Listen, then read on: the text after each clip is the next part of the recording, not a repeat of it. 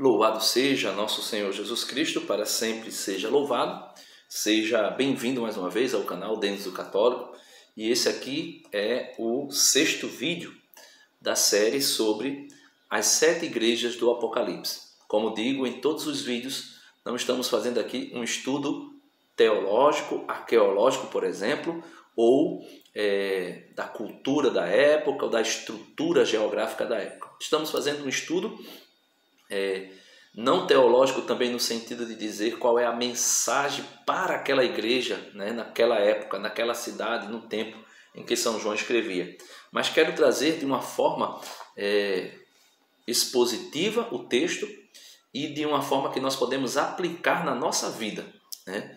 Porque a palavra de Deus ela é viva e eficaz. Ela pode passar céus e terra, como disse Jesus, e ela jamais passará. Essa questão de ler a Bíblia como se ler um livro histórico, onde a gente consegue informações de uma época passada, não é muito adequado para a vida do crente, para a vida do cristão.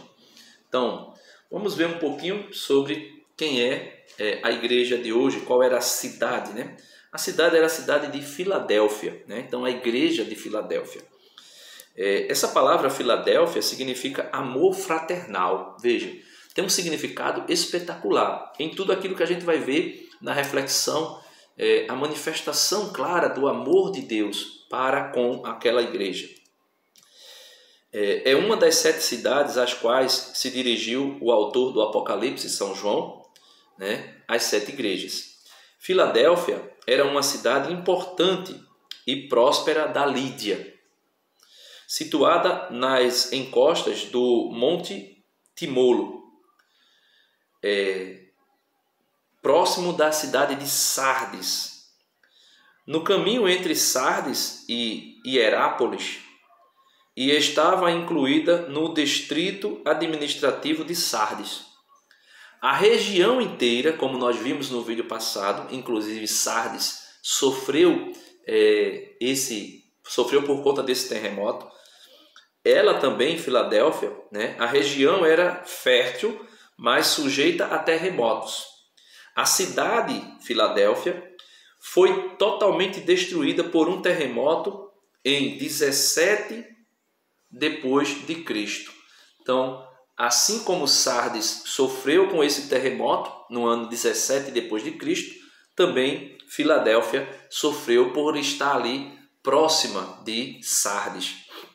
Então, vamos ver aqui o que o Senhor vai trazendo para nós. Esses textos são extraordinários. Esses textos são autênticos para a igreja nos dias de hoje, para nós. Veja o que diz. Ao anjo da igreja de Filadélfia, escreve, né? Ao bispo, nós sabemos disso.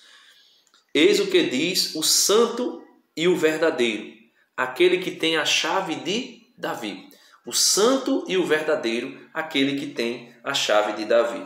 E quem é que tem a chave de Davi? Então a gente vai aí para Isaías, o livro do profeta messiânico, como nós vimos em Sardes, ele falando sobre os 7 espíritos que estava em Jesus Cristo. Nós podemos ver também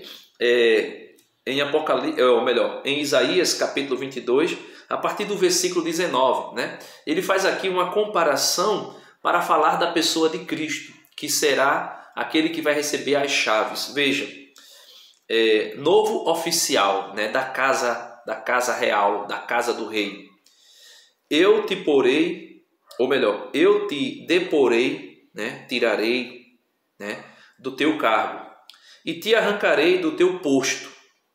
Naquele dia chamarei meu servo Eliacim, filho de Eucias. Então, aqui esse Eliacim representa na profecia a figura de Cristo. Ele é uma figura, uma tipologia, uma imagem de Cristo que viria.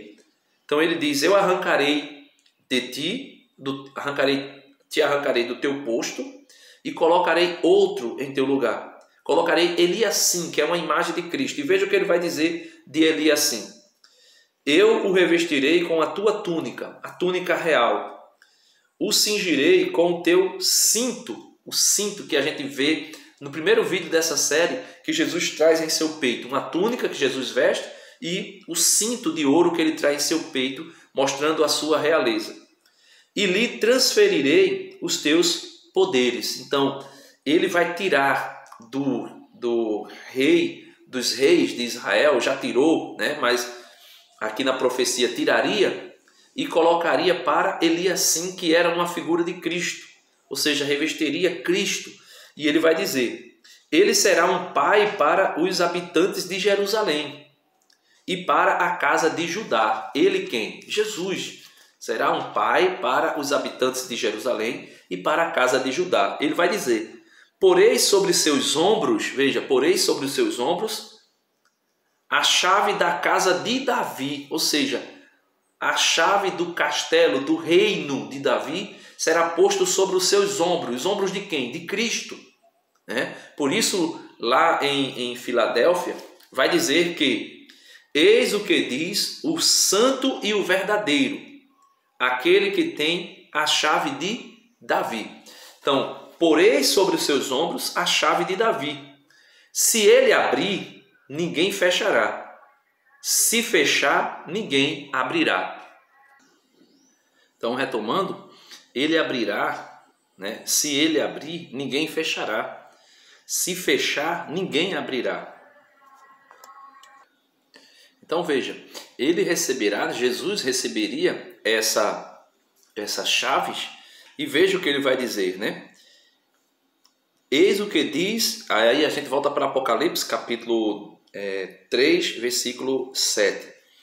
Né? Eis o que diz o Senhor, e o santo e o verdadeiro, aquele que tem a chave de Davi, que nós vimos, né? Na profecia de Isaías, que abre e ninguém pode fechar, que fecha e ninguém pode abrir. Então veja, Jesus, quem está falando com a igreja de Filadélfia é Jesus, aquele que tem a chave, que fecha e ninguém pode abrir, que abre e ninguém pode fechar. E a quem ele deu essa chave? Veja aí em São Mateus, Evangelho segundo São Mateus, capítulo 16, a partir do versículo 16.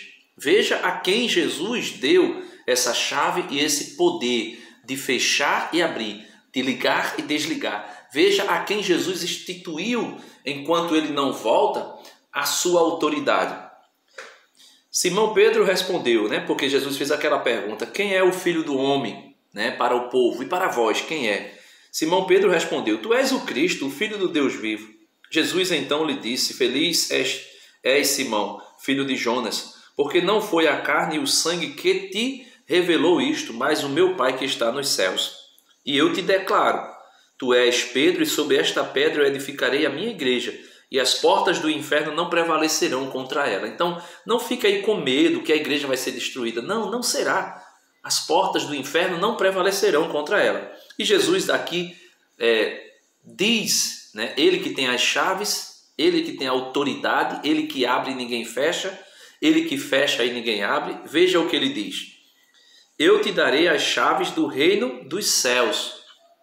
Né? O reino de Jesus não é o reino terreno de Israel. Jesus mesmo disse diante de Pilatos: o meu reino não é deste mundo. Se o meu reino fosse deste mundo, meu Pai enviaria uma legião de anjos para me proteger. Mas o meu reino não é deste mundo. Então, o reino... Desculpa.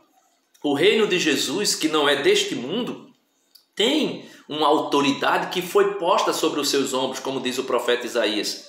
Isaías 22, 22. E esta autoridade Jesus dá a Pedro: eu te darei a chave do reino dos céus. Tudo o que ligares na terra, ou seja, tudo o que tu fechar aqui na terra, está fechado no céu. E tudo o que tu desligares, ou seja, tu abrires na terra, será aberto nos céus. Depois ordenou aos seus discípulos que não dissessem a ninguém que ele era o Cristo.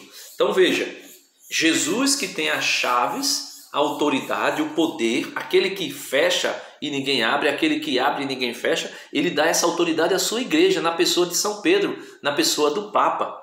E continua a mensagem para nós. Essa autoridade de Cristo, né, foi dada à igreja e tem autoridade sobre nós por meio da igreja, por meio de Pedro, por meio do Papa Francisco, atualmente. Não é? Ele vai dizer: conheço as tuas obras. Eu pus diante de ti uma porta aberta. Veja, ele abriu. Que ninguém pode fechar. Porque apesar de tua fraqueza, nós somos fracos. Lembra do vídeo anterior, né? Lembra do vídeo que nós falávamos sobre Sardes? Que Sardes tinha fama de estar vivo, mas estava morto por causa da sua fraqueza. Ele vai dizer: mesmo na tua fraqueza, guardastes a minha palavra e não renegastes o meu nome. Então você pode ficar dizendo aí: eu sou muito fraco, eu não consigo, eu não vou conseguir nunca ser santo, eu não vou conseguir viver aquilo que é a vontade de Deus. Não se preocupe, guarde a palavra de Deus. Na tua fraqueza, na tua miséria, peça a Deus a graça de amar a tua pobreza, a tua pequenez. Como diz Santa Teresinha: o que agrada a Deus em minha pequena alma é que eu ame a minha pequenez e a minha pobreza. Isso agrada a Deus. É você olhar para Deus como a Santíssima Virgem Maria olhou e disse ao anjo: eis aqui a escrava do Senhor, faça-se em mim segundo a tua palavra. E ela nos ensinou isso nas bodas de Caná, dizendo: fazei tudo o que ele vos disser. Então nós precisamos guardar a palavra de Deus, mesmo na nossa fraqueza. Caiu, levanta. Caiu, recomeça de novo. Caiu, busca o sacramento da confissão. E assim nós conseguiremos até o fim guardar a palavra do Senhor. Ele vai dizer: eu te entrego adeptos da sinagoga de Satanás, desses que se dizem judeus e não o são, mas mentem. Então, essa sinagoga de Satanás era um grupo de judaizantes que atormentava a primeira igreja, a igreja de Éfeso, e também a igreja não só de Éfeso, mas também a igreja de Pérgamo. Existia um grupo de judaizantes que se diziam judeus e que não eram judeus de fato, mas eram apenas perturbadores da paz da igreja, né? E ele vai dizer: eles mentem, né? Eis que os farei vir prostrar-se aos teus pés e reconhecerão que eu te amo. Veja, por isso Filadélfia significa amor fraternal, porque o Senhor declara o seu amor por essa comunidade. O Senhor declara o seu amor por mim, por você. Ele vai dizer que tu és filho amado. Foi por isso que o Pai amou de tal maneira o mundo que entregou o seu Filho, para que nenhum deles que creia no Senhor se perca, mas tenha vida eterna. Ele vai dizer: porque reconhecerão que eu te amo. Versículo 10, Apocalipse 3:10. Porque guardastes a palavra de minha paciência, também eu te guardarei da hora da provação. Veja, também eu te guardarei da hora da provação. O autor da carta, a segunda carta de São Pedro, o primeiro Papa, ele vai dizer para nós, segunda carta de Pedro, segunda carta de Pedro, segunda carta de Pedro, capítulo 2, versículo 9, capítulo 2, 9 de São Pedro, da segunda carta de São Pedro. Ele vai dizer: é porque o Senhor sabe livrar das provações os homens piedosos e reservar os ímpios para serem castigados no dia do juízo. Então veja, Jesus aqui por meio de São João está dizendo: eu te guardarei do dia da provação. O Senhor te guardará, Ele me guardará. Talvez você esteja dizendo assim: Denis, mas tem tanta gente que morre por perseguições aí, comunista, socialista, por exemplo, as grandes revoluções que tiveram, o protestantismo, a Revolução Francesa, ali o nazismo, tantas pessoas morreram martirizadas, e o Senhor vai dizer que nos guarda. Jesus, quando estava morrendo na cruz, ele orou: meu Deus, por que me abandonaste? E mesmo assim, o autor da carta aos Hebreus vai dizer que no dia de suas angústias, ele orou ao Senhor para que o livrasse da morte. e o Senhor ouviu a sua oração. Ah, Denis, como assim? Então não foi ouvida essa oração? Foi ouvida, porque o Senhor Deus livrou Jesus da morte. Não livrou Jesus de morrer, mas livrou Jesus da morte. São João, no capítulo 6 do seu evangelho, vai dizer que Jesus anunciava o seguinte, né? Todo aquele que comer da minha carne e beber do meu sangue, ainda que esteja morto, viverá. Todo aquele que comer do meu corpo e beber do meu sangue, eu o ressuscitarei no último dia. Então, ele nos livrará da morte. Ele nos livrará da perseguição. Ah, mas e se eu passar pelo martírio? Se você passar pelo martírio, você será ressuscitado. Você será salvo. Você não será entregue à morte, né?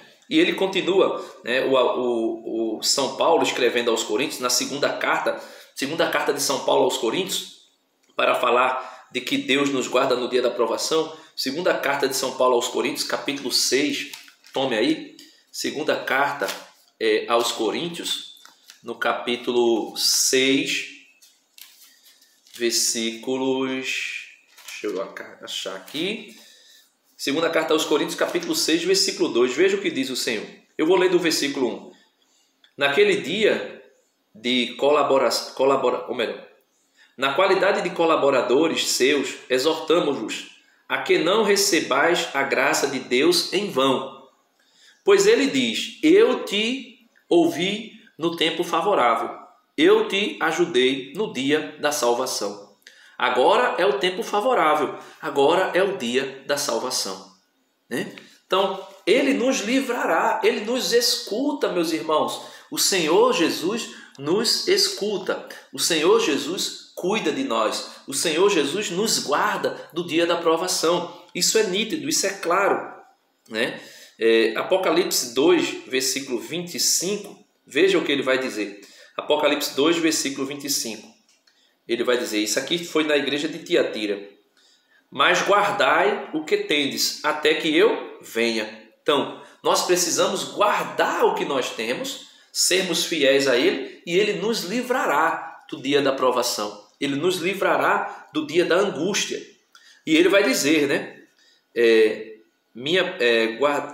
Cadê? Versículo 10, Apocalipse 3:10. Porque guardastes a palavra de minha paciência, também eu te guardarei da hora da aprovação, que está para observar, sobrevir ao mundo inteiro. Então veja, aqui não está falando de algo que aconteceu somente para Filadélfia, somente para o tempo do Apocalipse, o tempo histórico, o período histórico ali, né? Não é algo somente para a época ali do ano 70, né? Não, ele está falando que também eu te guardarei da hora da provação, que está para sobrevir ao mundo inteiro. Aqui é claro, ao mundo inteiro, para provar os habitantes de toda a terra.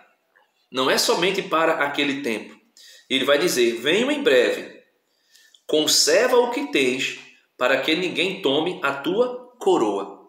Venho em breve, conservas o que tens, para que ninguém tome a tua coroa. Aí você pode dizer assim, Denis, como é que alguém pode tomar o meu lugar, ou podemos assim dizer, tomar a minha coroa no reino de Deus? Como?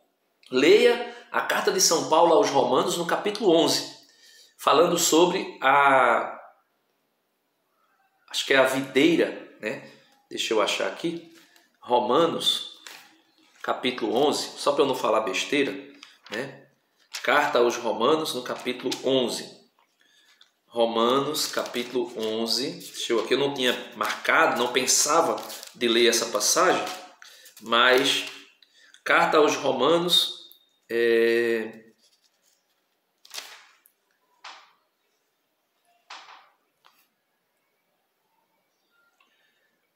deixa eu encontrar aqui.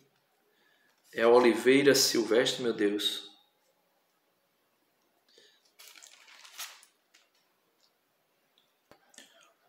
Pronto, encontrei aqui, né? Carta aos Romanos, capítulo 11, versículo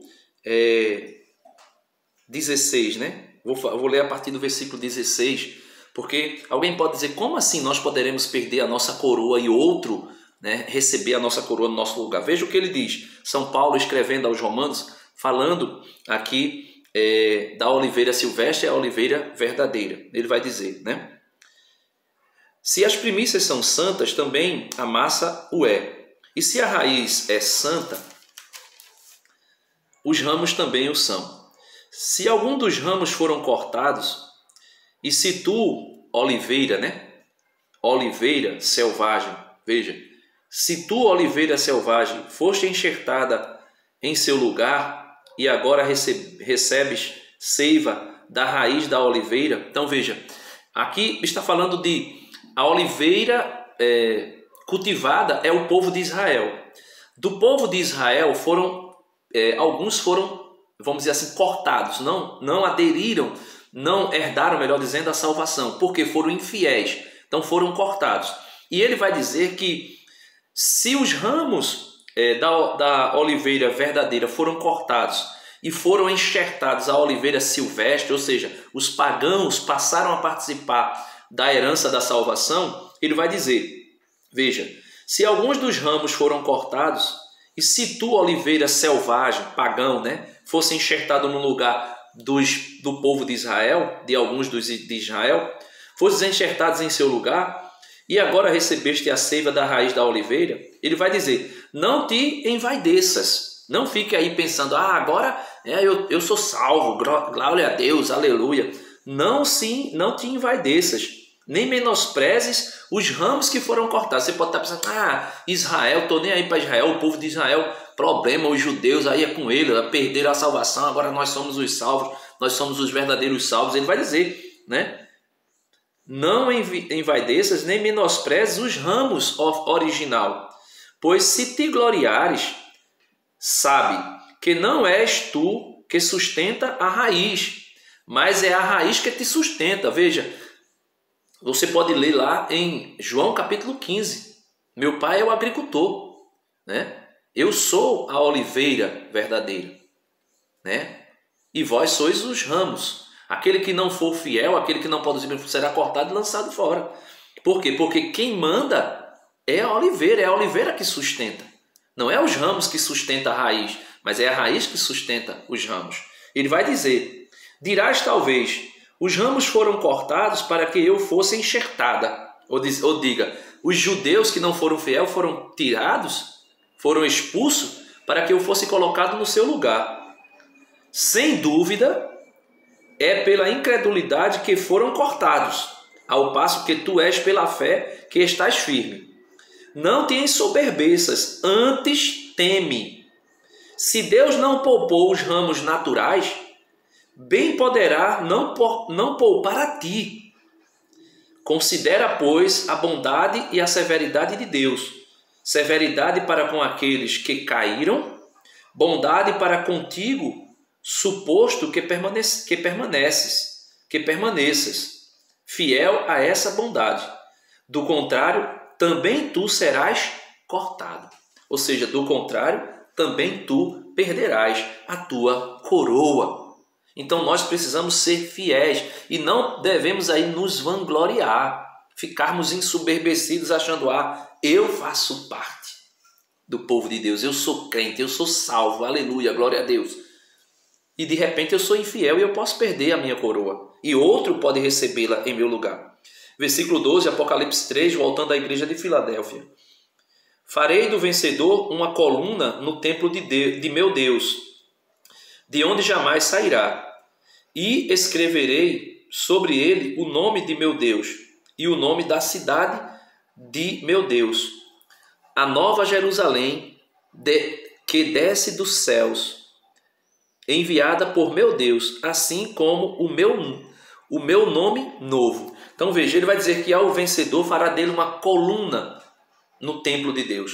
São Paulo vai dizer que São Pedro, São Tiago e São João são os colunas da igreja, na carta aos Gálatas.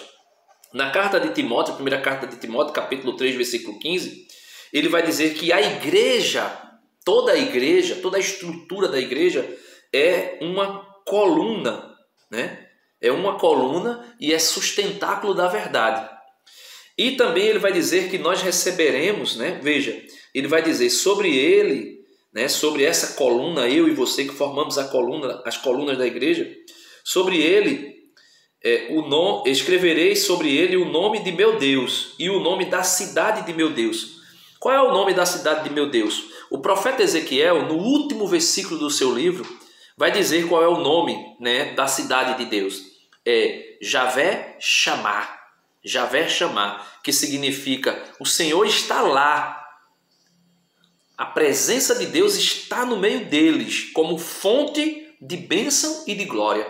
Então, quando nós estivermos no templo de Deus, na cidade de Deus, na cidade santa de Deus, ou seja, na Jerusalém do Alto, nós estaremos com Deus lá conosco, no meio de nós, nos abençoando e nos transmitindo a sua glória. E ele vai concluir dizendo assim: quem tiver ouvidos, ouça o que o Espírito diz às igrejas. Portanto, meus amados irmãos, nós precisamos estar atentos, porque essas palavras não são palavras escritas somente para a igreja de Filadélfia. Essa palavra é escrita para mim e para você. Essa palavra é fiel e verdadeira, é digna de toda honra e de toda glória. É palavra que não passa. Então, Deus abençoe você. Peçamos a Deus a graça da fidelidade e de descobrir o amor fraterno de Deus para conosco. Dá uma curtida no vídeo. Se você não é inscrito ainda, se inscreve. Clica no sininho para receber todas as notificações e compartilha esse conteúdo com quem você acha que precisa dessa, vamos dizer assim, meditação, reflexão para a maior glória de Deus. Amém.